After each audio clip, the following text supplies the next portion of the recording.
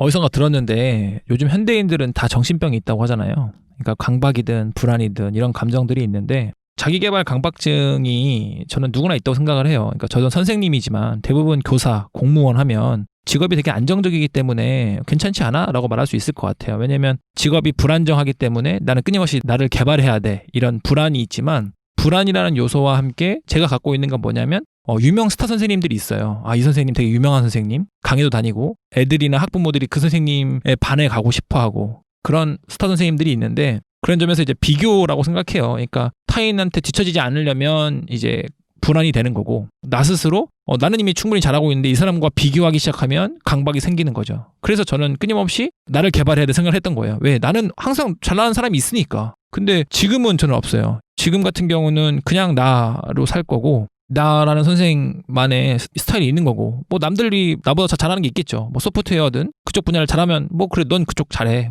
됐어. 그걸로 끝. 내가 이걸 더 배워서 너랑 따라갈래, 경쟁할래 이런 게 없는 것 같아요. 그런 점에서 저는 자기계발 강박증에서 탈피하지 않았나, 완치되지 않았나 싶습니다.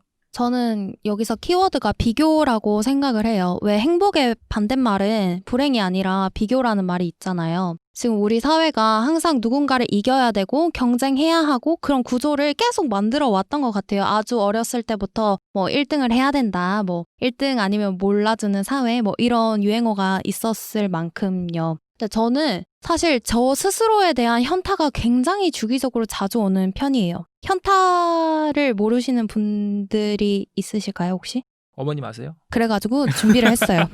현실 자각 타임을 줄여 이르는 말로 헛된 꿈이나 망상 따위에 빠져 있다가 자기가 처한 실제 상황을 깨닫게 되는 시간을 현타라고 하는데 저는 이런 현타가 되게 자주 와요. 근데 이게 상황이나 환경에 대한 현타라기보다는 그냥 스스로에 대한 현타예요. 어렸을 때는 그런 생각을 진짜 많이 했어요. 왜 이럴까? 왜 상황이 이럴까? 근데 어느 순간 이건 내가 진짜 아무리 내가 현타가 와도 바꿀 수 없는 상황이라는 걸 알기 때문에 지금 이제 대학생이 되고 좀 크고 나서는 스스로에 대한 현타가 계속 왔는데 그게 너무 저는 고마운 거예요. 나는 더 할 수 있는 사람인데 왜 이 정도의 노력밖에 안 할까? 왜 조금 더 하지 않을까? 뭐 이런 스스로에 대한 현타가 저는 아시다시피 술 마시는 것도 좋아하고 친구들이랑 노는 것도 좋아하는데 그 노는 것만 계속 좋아하다 보면 누군가 나를 잡아줄 사람이 없거든요. 이제 다 큰 성인한테 누가 너 이렇게 하면 안 돼. 너 수업 가야 돼. 학점 내가 안 챙기면 내 손해고. 근데 사실 엄마가 전화 와서 너 학점 챙겨 이렇게 말할 것도 아니잖아요. 그래서 저는 스스로 이렇게 오는 현타가 너무 고맙더라고요. 근데 이게 어떻게 보면은 자기계발 강박증과 조금 연관이 된다고도 생각을 해요. 저는 스스로 그거에 대해서 인정을 하고 있지만 만약에 이런 자기 스스로에 대한 현타가 자기계발의 강박증이라고 누군가 얘기를 한다면 저는 그게 있다고 말을 할 거고 저는 그런 강박증이 너무 고맙다고 얘기를 할 수 있을 것 같아요. 그러면 이제 자기계발의 종류에 대해서 한번 알아보도록 하겠습니다. 오로지 여러분들은 어떤 자기계발을 하고 계신가요? 각자 자기가 하고 있는 자기계발이 있다면 한 가지씩 준비해 오신 대로 소개해보면 좋을 것 같아요. 저는 가장 고전적인 방법으로 자기계발하는 것 같아요. 책 읽기 하고 있고 그다음에 제가 저번 주에 잠깐 얘기했던 그 친구들하고 같이 도전 프로젝트를 하고 있거든요. 아직 뭐 영상 찍고 이런 거 연습 단계긴 한데 이제 그런 것도 어떤 저의 성장, 앞으로의 성장에 되게 도움이 되는 거더라고요. 그다음에 또 이제 약간 스터디 모임? 그런 거를 할 때 저는 혼자 하는 것보다는 다른 친구들이나 마음이 좀 맞는 사람들하고 같이 할 때 좀 더 결과가 잘 나오는 것 같아요. 저 혼자 하면은 자기 만족이 너무 빨라서 이 정도면 충분해 얼른 해 이러고 그냥 안 하거나 넘어가거나 이러거든요. 그래서 같이 할 사람과 함께 이런저런 도전하는 게 자기계발인 것 같아요. 저도 혼자 하는 자기계발은 일단 책 읽고 뭐 글 쓰고 글 쓴 걸 블로그나 이런 거에 기록하고 이 세 가지가 혼자 하는 자기계발이라고 보면 될 것 같고 친구들이랑 하는 거는 이제 교사들끼리 모여서 이제 뭐 제가 공부하고 싶은 미래교육이나 국어, 글쓰기 교육 이런 거 같이 공부하는 게 자기계발, 교사의 전문성을 높이기 위해서 하는 게 아닌가 싶네요. 저도 자기계발 똑같이 책 읽고 기록하는 거 자기계발 하고 있거든요. 매일 아침마다. 그리고 이제 더 해서 저는 운동을 꾸준히 하고 있어요. 운동한 지 한 4, 5년 된 것 같은데 빼먹지 않고 쭉 하고 있는 것 같아요. 운동을 쭉 하고 있고 저는 또 혼자서 이렇게 하면은 또 혼자만의 생각이 갇힐까봐 항상 모임 같은 거를 꾸준히 해왔어요. 옛날에는 그 독서 모임 같은 거 했었고 뭐 최근에는 요즘에 유행하고 있는 소셜 살롱 모임 크리에이터 클럽도 했었고 이제 트레바리 지금 하려고 신청했는데 코로나 때문에 지금 미뤄가지고 못하고 있거든요. 하여튼 그런 것도 하고 있고 여러 가지를 좀 하고 있는 것 같아요. 저는 혼자 하는 자기 개발 같은 경우에는 유튜브를 보는 건데 이제 우리나라 유튜버 분들을 구독하는 것이 아니라 미국이나 아니면 영국, 호주 이런 분들의 유튜버를 구독하면서 영어 실력과 이제 재미를 동시에 찾으러 가고 있는 것 같아요. 그리고 이제 여럿이서 하는 자기 개발은 제가 축구를 좋아하다 보니까 축구 동아리에 소속이 되어 있거든요. 그래서 주말마다 이제 시간이 되는 대로 풋살을 많이 하고 있습니다. 제가 하는 자기 개발은 독서를 좀 꾸준히 하려고 노력을 하고 있고 다른 걸로는 영상 편집이랑 디자인 툴, 포토샵이나 일러스트레이터 같은 걸 배우려고 노력을 하고 있어요. 제가 마케팅 전공이잖아요. 사실 마케팅이라는 게 어떻게 보면은 진입 장벽이 되게 낮아요. 그래서 자신의 경쟁력을 좀 키우기 위해서 다른 기술을 좀 배우려는 그런 뭔가가 있는 것 같아요. 그래서 저는 그것들의 방법으로 영상 편집이나 디자인을 배우고 있습니다. 이렇게 많은 종류들의 자기 개발이 있는데 제가 이것을 크게 3가지로 분류를 좀 해봤습니다. 첫째는 운동. 즐거운 운동과 철저한 자기관리로 만드는 자신의 몸의 업그레이드. 요즘 SNS에 올라오는 해시태그에 운동 관련 해시태그가 굉장히 많아요. 그리고 또 하나의 특징은 다양한 형태의 운동이 굉장히 많다는 거예요. 예를 들면 폴댄스 같은 거요. 그리고 버핏 서울, 슬릭 프로젝트, 크로스핏 등의 그룹 운동이 뜨고 있는 추세입니다. 한강에 가면은 사람들끼리 이제 그룹으로 해가지고 한 바퀴를 러닝을 한다든지 자전거를 탄다든지 그런 사람들이 되게 많이 보이더라고요. 그래서 생각보다 되게 많은 분들이 하고 있는 것 같아요. 동호회도 많잖아요. 뭐 각종 운동 동호회들이 있으니까 많을 것 같은데요. 두 번째는 취미입니다. 클래스 101이나 여러 클래스 소모임 플랫폼들이 우후죽순 생겨났습니다. 이들은 취미를 통해 자신을 개발시키려 하고 있습니다. 단순히 배우는 것뿐만 아니라 좀 더 자아 실현에 가까운 성취감을 찾는 형태가 늘어나고 있는 추세입니다. 이게 단순한 취미가 아니라 취미를 통해 먹고 사는 것까지 이어지는 소위 덕업일치를 추구하고 있는데요. 덕업일치는 덕질과 직업이 합쳐진 말입니다. 즉 취미를 통해서 먹고 산다는 거죠. 이렇게 취미를 통해 돈을 버는 것에 관심을 갖는 사람들이 많아지고 있습니다. 그 클래스 101은 유료예요?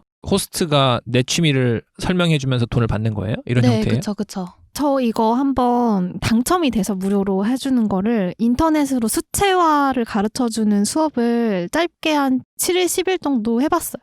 되게 재밌었어요. 이거 말고도 클래스 101의 분야들이 점점 넓어지고 있더라고요. 그래서 뭐 카드 뉴스 만들기 뭐 이런 것도 있고 일러스트 배우기 또는 웹툰 만들기 뭐 이런 것까지 점점 넓혀가고 있는 중인 것 같아요. 그래서 그렇게 그러니까 호스트가 돼가지고 돈을 버는 걸 덕업일치라고 하는 거예요? 덕질과 일이 일치하는. 그래서 저는 되게 좋은 것 같아요. 아까 말했던 어떤 워크라이프 밸런스가 딱 블렌딩 되는 거죠. 내가 좋아하던 취미로 돈도 벌 수 있게 되고 이거를 즐기는 사람들도 이제 점점 많아질 수 있게 되는. 취미보다는 투잡 아니에요? 그쵸. 그렇게도 볼수 부업이라고 있죠. 생각할 수도 있죠. 그 경계가 이제 없어지는 구간이 이제 거긴 것 같아요. 다시 돌아가서 다양하게 가공된 지식의 섭취나 소셜 살롱을 통해서 지적 세계를 확장해가는 지식에 대한 수요가 증가하고 있습니다. 뉴닉이나 뉴썸, 그 외에도 다양한 구독형 지식 제공 플랫폼의 뉴스레터들이 생겨나고 있습니다. 또한 패스트 캠퍼스나 인프런 같이 직장인들의 업무 능력 향상을 위한 강의를 제공하는 온라인 플랫폼도 굉장히 많습니다. 또한 아까 마크님께서 말씀을 해주셨던 트레바리와 같은 독서 모임, 소셜 살롱 플랫폼도 많이 생겨나고 있는 추세입니다. 여러분 혹시 여기서 사용해보신 것들이 있나요? 저 트레바리 사용하려고 이제 가입했으나 코로나 때문에 밀려서 5월부터 시작합니다. 트레바리는 뭐 하는 거예요? 다금바리도 아니고. 내가 하는 건 다금바리 뭐 어디 몰라. 그게 독서 모임으로 시작한 스타트업인데요. 그러니까 맨 처음에는 이제 사람들을 모아서 같이 책을 읽고 하나의 주제에 대해서 토론을 하는 모임 형태의 그런 스타트업 기업이었어요. 독서 토론하는. 네, 근데 그거를 이제 그냥 사람들끼리 모여서 하는 게 아니라 그 기업 자체에서 공간을 제공해주고 이제 사람들을 모아서 그 사람들끼리 이제 돈 내고 이야기를 하는 거죠. 그리고 호스트가 전문인들을 좀 많이 데려와요. 그래서 맞아요. 뭐 정말 영화에 대한 얘기로 이제 독서 모임을 한다라고 하면은 영화 평론가가 있다든지 뭐 진짜 투자자가 한다든지. 그래서 이제 얼마나 전문가 호스트가 하냐에 따라서 이제 그 방의 가격대도 조금씩 차이가 난다고 합니다.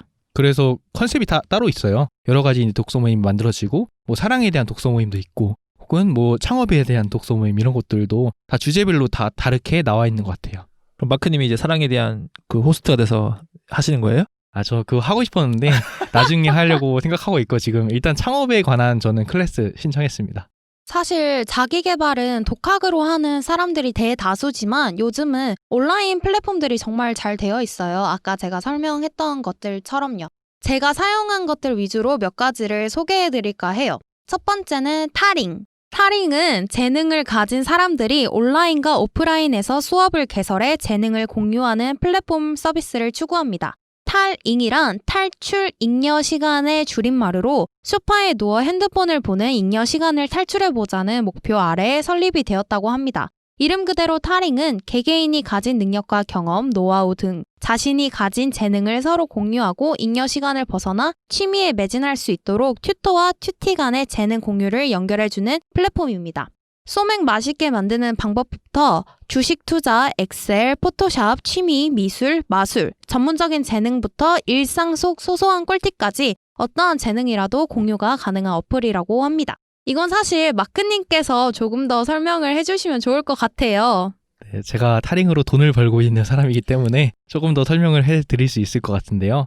쉽게 말해서 그냥 프리랜서 재능 마켓이라고 보면 될 것 같아요. 뭐 자기가 이제 하나의 전문 지식이 있다든지 그런 걸 이제 사람들에게 수업을 열고 싶다든지 하는 사람이 수업을 열 수 있는 거거든요. 이게 뭐 단순히 전문 지식이라고 해서 뭐 우리가 생각하는 영어든 주식 기술이든 이런 게 아니라 젠제님께서 설명하셨듯이 소맥 말기, 그 소맥 많은 법도 클래스가 열려 있고 혹은 뭐 인스타그램 사진 이쁘게 찍기 이런 것도 클래스가 있어요. 그러면 소맥 만드는 그 클래스를 돈 내고 들어가서 그쵸. 맛을 비면서 한다고요? 그쵸. 그래서 와. 막 이제 그 사람이 어필을 해야죠. 이제 그 자기 재능을 파는 건데 허무맹랑하면 사람들 안 살 거 아니에요. 프로필에 쫙 써놔요. 내가 뭐 이걸 통해서 뭘 했고 이걸 쭉 써놓으니까 사람들이 이 사람은 좀 다른가 보다 하고 듣는 경우가 있는 것 같아요. 저는 X세대네요. 그러니까.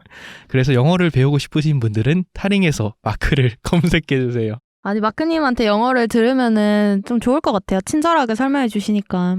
두 번째로는 클래스 101입니다. 아까 제가 잠깐 설명을 드렸는데 클래스 101 역시 취미생활을 위한 온라인 플랫폼입니다. 콘텐츠 창작자와 제대로 된 강의 콘텐츠를 원하는 구독자를 연결해 주는데 가장 큰 특징은 콘텐츠에 대한 준비물을 챙겨주는 DIY 키트가 있다는 것입니다.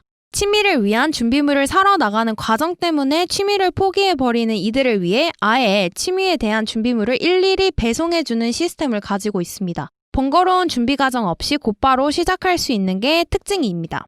취미를 찾지 못해 고민을 하고 있는 이들에게 다양한 취미를 찾을 수 있는 방법을 제공하는 서비스입니다. 클래스 101은 크리에이티브 분야와 커리어 분야로 나누어져 있어요. 크리에이티브 분야는 미술, 공예, 요리, 사진, 영상 등의 온라인 및 오프라인 강의가 있고요. 커리어 분야에서는 현재 유튜브에서 가장 핫한 분이시라고 할 수 있는 신사인당님이 스마트 스토어로 월 100만 원을 만들기라는 강의, 또 파이썬, 부동산 재테크, 유튜브 클래스 등이 있습니다. 요새 이런 온라인 플랫폼에서는 스타 강사나 좀 유명 인사를 데리고 와서 강의를 여는 그런 것들이 좀 활발한 것 같아요. 타링과 클래스 101 둘 다 가성비 있는 수업이 가능하다는 장점이 있습니다. 자신이 원하지 않더라도 해당 학원이 추구하는 기초부터 짜 맞춰져 있는 수업에 따라가야 하는 방식이 아닌 자신이 원하는 분야와 범위만을 세세하게 배울 수 있어 그 수요가 높다고 합니다. 또 세 번째는 프립이라는 어플이에요. 프립은 앞서 말씀드린 것과는 조금 다르게 좀 더 건강 및 피트니스에 초점이 맞추어져 있습니다. 아웃도어, 스포츠, 피트니스뿐만 아니라 아트와 지식까지 다양한 카테고리가 있고 클래스에 대한 상세 정보와 일정, 장소, 시간, 수강료 등이 잘 정리가 되어 있습니다. 참여자들의 솔직한 후기를 볼 수 있다는 것도 큰 장점입니다. 저는 실제로 프립을 사용해서 도자기 공방에서 도자기를 만들고 온 적도 있었는데 되게 재밌었던 기억이에요. 저와 같이 이런 원데이 클래스를 해본 분이 계신가요? 저 프립에서 그 한강에서 석양을 보면서 카누 타는 게 있었거든요. 그거 친구들하고 같이 했었는데 너무 재밌고 좋았어요. 주로 프립은 정말 운동을 여러 가지 좀 체험해보고 싶은 이게 뭐 잠깐 맛보기 형식으로 다양한 뭐 암벽 등반이라든지 뭐 폴댄스라든지 이런 걸 해볼 수 있거든요. 그래서 그렇게 해보는 친구들도 주변에 많아요. 저는 아내랑 이제 데이트할 때 우드 카빙 했었거든요. 그때 처음 원데이 받고 생각보다 되게 재밌어서 이제 그걸로 이제 수강도 하고 취미도가 됐고 전시도 하고 그랬던 것 같아요. 저는 원데이 클래스로 그 팟캐스트 강의 들으려고 했었는데 그분께서 이건 초보자 전용이라서 이미 개설하신 분은 그냥 제가 도와드리겠다 해서 그냥 채팅으로 도와만 주시고 그 원데이 클래스 말고 저는 온라인 클래스 들은 적 있어요. 그 에듀캐스트라고 뭐 클래스 101처럼 온라인으로 제공해주는 그런 플랫폼이 있거든요. 거기서 김수영 작가님이라고 혹시 아실지 모르겠는데 그 작가님이 글쓰기 강의를 여신 게 있어요. 그 강의를 제가 사서 봤던 기억이 있습니다. 그리고 제가 추천하고 싶은 또 다른 앱이 있는데요. 혹시 챌린저스라고 아세요? 저 알아요. 이 챌린저스가 자기 개발을 좀 도와주는 앱이라고 할 수 있어요. 한 7년 동안 자기 개발을 했던 사람들끼리 모여서 만든 앱인데 이게 예컨대 뭐 아침 6시에 일어나기 하면은 아침 6시에 그 자기 그 핸드폰이랑 해가지고 인증샷을 찍는 거예요. 그래서 이거를 같이 공유하면은 약간 규칙이 되거든요. 그런 식으로 해서 했던 것들이 좋은 경험이었기 때문에 이걸 앱으로 만들어서 여러 가지 목표를 정해요. 예컨대 뭐 다이어트 같은 것도 뭐 1kg 빼기 뭐 이런 거라기보다는 좀 작은 그릇으로 2주 먹기, 뭐 물 2리터 마시기, 하루에 10,000보씩 걷기. 굉장히 구체적이고 인증할 수 있는 계획을 짜가지고 올리는 거예요. 근데 이게 목표 금액을 좀 넣고 시작을 하고 성공을 하면은 돈을 돌려주거나 뭐 돈을 더 받을 수 있는 그런 프로그램이거든요. 그래서 이거를 시도한 사람들의 성공률이 정말 높다고 해요. 한 70-80% 정도가 성공을 해서 자기가 낸 돈을 다시 돌려받거나 그렇다고 하거든요. 지금 이게 런칭된 지도 얼마 안 됐는데 꽤 많은 사람들이 이용하고 있는 앱이라고 하더라고요. 그 고시 준비하는 친구들이 이런 방식을 많이 쓴대요. 그 네이버의 밴드라는 것에다가 목표를 해가지고 뭐 오늘은 뭐 행정학 몇 페이지까지 정리하기 뭐 이런 목표를 스터디 멤버들끼리 그 목표를 정하는 거예요. 그래서 이거를 인증을 그렇게 올리는 거죠. 그리고 못하면은 벌금을 내는 식으로 한다든지 그런 식으로 약간 공부에 자기 동기부여도 되고 목표도 할 수 있는데 이런 방식을 이제 앱으로 만든 건 것 같아요. 하루에 2,000명씩 늘어난대요, 가입자가. 와. 저 같은 사실 사람한테는 아주 큰 도움이 되는 앱이라고 생각을 해요. 저 혼자 하면은 저는 쉽게 만족하거나 이 정도면 됐지. 약간 이런 생각 되게 많이 하거든요. 그래서 약간 헬스를 할 때도 PT라는 것을 사람들이 많이 이용하는 것 중에 하나가 스스로 하기는 힘드니까. 그 숫자 세주는 것만 해도 맞아요. 그게 확실히 다르더라고요. 맞아요. 그 자세도 조금 더 숙이세요. 뭐 이런 거. 맞아요. 아니면 저는 이 정도만 괜찮지 이런 식으로 되게 많이 넘어가거든요. 저는. 저도 그 챌린저스 앱을 사용을 해봤었는데 저는 그때 뭐 했냐면 하루에 물 7잔 마시기? 근데 그게 저는 돈을 버렸어요. 5,000원을 투자를 하고 시작했는데 환급을 받지 못했죠. 그게 생각보다 되게 귀찮은 일이더라고요. 맞아요. 계속 인증을 해야 돼요. 이거 말고도 또 다른 재능 공유 플랫폼 제가 또 설명드리고 싶은데 또 핫한 게 크몽인 것 같아요.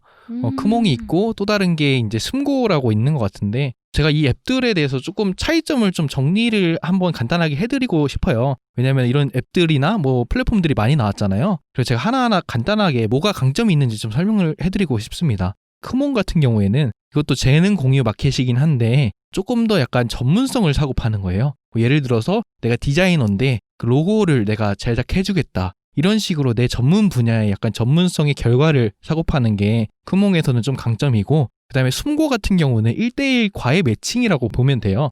내 프로필을 이렇게 올려서 사람들이 등록하는 게 아니라 숨고에 내 정보를 등록해주면 학생이 나 이런 거 배우고 싶어요 라고 그 숨고에 쓰면은 숨고에서 알아서 그 조건에 맞는 사람을 매치시켜줘요. 이런 좀 차이점이 있고 방금 말씀해주신 타린 같은 경우에는 조금 더 이제 클래스에 집중돼 있어요. 그래서 내가 영어 클래스 이런 식으로 그 수업에 좀 집중이 돼 있고 그래서 하나만 더 말씀드리자면 그 클래스 101 같은 경우에는 이것도 똑같이 클래스인데 좀 더 온라인 클래스에 좀 더 집중이 돼 있지 않나라고 생각을 합니다. 제가 또 소비자 학과지 않습니까? 그래서 이러한 트렌드를 보면은 이 트렌드가 소비 경향에 어떻게 영향을 미쳤는지가 솔직히 좀 궁금해요. 그냥 이건 정말 개인적으로 궁금해서 좀 찾아봤던 건데 최근 서재 가구 매출이 굉장히 증가를 한 것으로 나타났다고 합니다. 이런 업글 인간과 자기 개발에 대한 욕구가 증가를 하면서 홈 오피스 상품이 되게 많이 출시가 됐어요. 그래서 신세계의 까사미아는 지난 11월 한 달간 판매 데이터를 분석한 결과 홈오피스 상품 매출이 전월 동기 대비 20%가량 증가했다고 밝혔다고 합니다. 구체적으로는 데스크, 책장 이런 것들이 있습니다.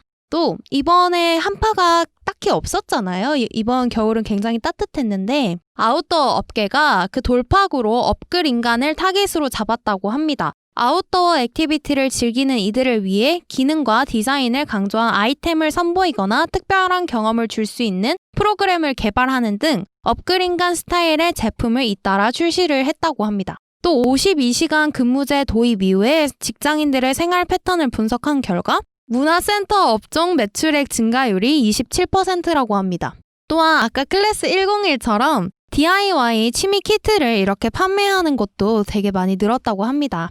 제가 한 가지 말씀드리고 싶은 게 있는데 지금 이렇게 취미 시장이나 혹은 자기 개발 시장이 되게 발전하고 있잖아요. 그래서 아까 말씀드린 재능 공유 플랫폼도 많이 생기고 자기 개발을 독려하는 이런 시스템들이 많이 생겼는데 제가 개인적으로 생각할 때는 그 기점이 주 52시간 근무제가 생기면서 이렇게 변화한 것 같거든요. 그러면서 과거에는 옛날에 회사를 가면은 그 회사에서 회사 이후에 회식을 하던가 아니면은 그냥 집에 와서 탈진돼서 쉬거나 이런 식으로 여가 시간을 없이 보냈는데 그 52시간 근무제가 생기면서 사람들이 갑자기 시간이 막 생기기 시작한 거예요. 그러면서 이제 시간이 생기다 보니까 이 시간이 이제 뭘 해야겠다라는 사람들이 늘면서 시장 구도가 이렇게 바뀐 것 같아요. 그래서 한 몇 년 전까지만 해도 트레발이나 그런 소셜살롱 모임이 없었거든요. 근데 지금은 되게 핫해요. 그런 모임들이 정말 많이 생기고 있어요. 그냥 만나서 한 가지 주제로 이야기만 하는데 그걸 돈 내고 사람들이 만나서 얘기를 하는 거예요. 그 이유가 이제 사람들이 시간이 남으니까 시간이 남는 시간을 활용해서 새로운 사람들도 만나보고 싶고 그 새로운 사람들과 이야기를 통해서 자기 개발도 하고 싶다라는 목적이 생긴 것 같아요. 이제 결론적으로는 제가 보기에는 그 기점이 52시간 근무제 이후로 이렇게 바뀌었는데 여러분들은 혹시 이런 바뀐 트렌드에 대해서 어떻게 생각하세요? 이게 좋은 방향으로 나아가고 있다고 생각하시나요? 저는 개인적으로 좋게 보진 않아요. 항상 얘기하는 것들이 이제 주변 기업에서는 물건을 팔아야 되고 아까 말했던 까사미아나 이런 데서는 그걸 팔아야 되니까 업글 하셔야죠. 항상 말하잖아요. 주변 사회에서 위기의식을 조장해서 이렇게 있으시면 안 돼요. 업그레이드 시켜야죠. 남들 다 업그레이드 하고 있는데 해야겠다. 이렇게 해서 이런 걸 조장하고 있다 생각하고 취미마저도 업그레이드 시켜야 되는 좀 안타까운 현실이라고 생각해요. 그러니까 물론 취미까지 안 하면 너무 불안정하고 내가 뒤처지는 것 같은 느낌이 드는 걸 수도 있는데 오히려 이런 것들이 사실은 계속 우리나라의 이런 불안감을 조장해서 행복을 더 낮추는 게 아닌가. 좀 못하면 어때? 저는 애들한테 그렇게 가르치거든요. 저도 만약에 우리나라의 어떤 취미가 이렇게 활발해진 이유가 52시간이어서 남는 시간 할 게 없네? 해볼까라고 하면 오히려 쓸데없는 일들도 되게 많이 했을 것 같아요. 근데 저는 그렇다기보다는 갈수록 노동시장이 좀 비정규직도 많이 있고 그리고 막 4차 산업혁명, AI가 직업을 차지한다. 당신은 다가올 4차 산업혁명에 준비가 됐는가? 이런 걸 되게 많이 하잖아요. 그러다 보니까 내가 지금 하고 있는 일의 전문성을 믿을 수가 없는 거죠. 이걸 내가 10년 후에도 할 수 있을까라고 했을 때 10년 후에 너무 뒤처진 어떤 인력이 돼서 다른 기계로 대체가 된다든지 아니면 새로운 것들을 배우는 어떤 신세대들한테 밀린다든지 그런 두려움과 불안에 의해서 이렇게까지 경쟁적으로 자기 개발한다는 생각이 사실 전 더 들었거든요. 그럴 경우에는 이게 또 결국에는 일이 되는 게 아닌가. 사실 2잡, 3잡을 약간 넘어서 N잡러라는 말까지 나오고 있잖아요. 그게 사실 저도 약간 N잡러를 추구하긴 해요. 물론 이제 교육이라는 직업을 가지고는 있지만 이걸로 돈을 버는 어떤 일보다는 다른 어떤 내가 가르치는 전문 분야의 개수는 많으면 많을수록 좋다는 생각도 하거든요. 그리고 사실 많은 직장인들이 자기가 회사에서 일하고 있는 그런 일뿐만이 아니라 다른 것들 생각하잖아요. 간단히는 유튜브부터 시작해서 나만의 어떤 분야. 또 간단하게는 요즘 분들 중에도 퇴근하고 배달 알바 이런 거 하시는 분들도 많다고 하더라고요. 이렇게 만약에 가속화가 된다면 그건 또 서로를 너무 피곤하게 하는 오히려 노동시간이 줄었다고 하지만 법정 노동시간 줄었지만 전혀 줄지 않고 오히려 더 늘어나고 있는 건 아닌가라는 생각도 사실 들어요. 자본주의 사회에서 계속 이렇게 경쟁 구도로 가다 보니까 정말 스스로를 발전시키지 않으면 안 된다는 그런 강박이 정말 심한 것 같고, 이게 어느 순간 취미의 영역까지 오면서 뭔가 자기 개발이라는 말로 포장이 되어 있지는 않은가라는 생각도 들었어요. 그래서 아까 우리가 얘기를 했을 때도 자기 개발이 이게 정말로 내가 원해서 즐거움을 위해서 하는 것인가, 아니면은 남들보다 뒤처지지 않기 위해서 하는 것인가에 대한 뭔가의 그 경계에 대해서 이야기를 했었잖아요. 그러니까 우리는 이제 강박적인 자기 개발을 좀 경계를 하고 성취감과 즐거움, 건강한 그런 자기 개발을 추구해야 할 것 같다는 생각이 들었어요. 최근에 읽은 책 중에 로봇 시대에 대한 책이 있었는데, 거기서 이제 앞으로 자동화가 많이 되면서 일자리들이 많이 줄어들기도 하지만 일하는 시간들이 더 줄어들 거라고 얘기를 하더라고요. 조만간 10년 안에. 그렇게 된다면 사실은 지금 온 52시간도 굉장히 이제 이런 큰 변화를 했지만 앞으로 오히려 노동 시간이 더 줄어들 수도 있다고 보더라고요. 전망하더라고요. 그런 점에서 그 남는 시간, 여가 시간이나 잉여 시간 때 어떻게 우리가 보낼 것이냐, 이런 것들을 좀 많이 지금부터 준비해야 되지 않을까 싶어요. 맞아요. 이게 강박이라고 말하면 또 어쩔 수 없겠지만은 근본적으로 고령화 사회에서 인생과 경력 관리의 패러다임이 되게 달라져 있잖아요. 그래서 이제는 오래 살고 은퇴 후에도 할 수 있는 일들을 끊임없이 생각을 해야 하기 때문에 그런 의미에서 또 자기 개발을 또 생각을 한다면 이게 또 다른 의미가 되지 않을까 싶기도 하네요. 저는 항상 작용이 있으면 반작용이 있는 것처럼 이렇게 뭔가 경쟁적으로 자기 개발을 하는 쪽이 점점 심해지면 심해질수록 좀 더 쓸데없는 것에 시간을 쓰는 사람도 생길 수 있다고 생각이 들거든요. 왜냐하면 거기에 대한 거부감이라든지 반박이라는 게 생겨서, 그래서 요즘 멍 때리기 대회라는 것도 나오고 있는 거잖아요. 그러니까 너무 막 1분 1초를 막 의미 있게 써야 된다, 또는 막 뭐 효과적으로 써야 된다, 그런 거 자체에 지친 사람들이 그냥 멍 때려, 멍 얼마나 길게 때릴 수 있는지 보자, 또는 낮잠이라든지 그런 빈 시간에 대한 추구도 점점 저는 커져서 어느 정도 균형을 맞춰가지 않을까라는 생각이 들어요. 그리고 이제 기계가 뭐 대체한다고 했을 때 조바심이 나서 사람들이 뭔가를 더 한다고 하지만 기계랑 온전한 경쟁을 하기는 어렵잖아요. 그랬을 때 뭐 예술 또는 인간만이 할 수 있는 인문학 이런 쪽에 조금 더 저는 인간이 결국 집중을 하게 된다고 생각을 하는데, 사실 그런 건 좀 더 쓸모없어 보이는, 쓸데없는 것에 시간을 썼을 때 공상 같은 것에서 저는 나올 수 있다는 생각이 들거든요. 결국에는 균형점을 찾아가지 않을까, 한편으로는. 근데 사실 시간이 나서 쓸데없는 것을 한다고 했을 때, 근데 그 활동 전제는 내가 그 최소한의 생계를 유지할 수 있는 돈을 벌고 있다라는 거잖아요. 그렇죠. 근데 사실 이제 은퇴하고 나서 밥줄이 없어요. 그러면은 이제 그때도 내가 쓸데없는 것을 계속 할 수 있을까? 그 활동을 뭔가 지속할 수 있을까에 대해서는 의문이 생기는 것 같아요. 그래서 이제 뭔가 미래 사회를 대비할 때 우리가 왜 에이트 시간 때도 얘기를 했었잖아요. AI를 대비하기 위해 우리가 경쟁력을 어떻게 길러야 될까? 그러면 이제 이 인생의 뭔가의 패러다임이 바뀌고 있으니까 은퇴 후에 우리가 먹고 살려면은 어떤 거를 뭔가 해놓고 있어야 되는가, 무슨 능력을 길러야 하는가라는 관점에서 보면은 뭐 쓸데없는 것에 투자해 그 의미가 아니라 뭔가 정말 다른 능력을 길러야 하는 그런 것도 있을 것 같다는 생각이 들어요.